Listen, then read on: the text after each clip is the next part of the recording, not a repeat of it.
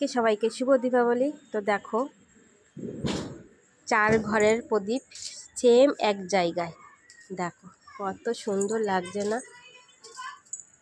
দেখেছ 4 ঘরের প্রদীপ এক জায়গায় হলে কতগুলো মনে হয়? 14 প্রদীপ না, কিন্তু তাহলে কতগুলো প্রদীপ হয়ে যাচ্ছে? 56 প্রদীপ হয়ে যাচ্ছে। দেখো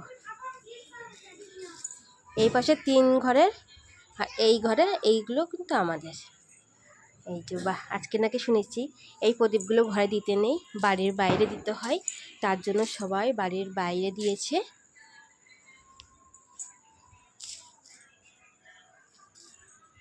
তার জন্য বাড়ির বাইরে বড়রা বলে শুনি যে এটা 14 প্রদীপ, যে পুরুষরা চলে গেছে তাদের নামেই প্রদীপ দিতে হয়, তার জন্য বাইরে দিতে হয়। তাই বড়দের কথা শুনে বাইরেই দিয়েছি।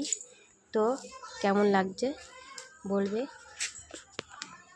টাটা, শুভ সন্ধ্যা সবাইকে, আর শুভ দীপাবলি।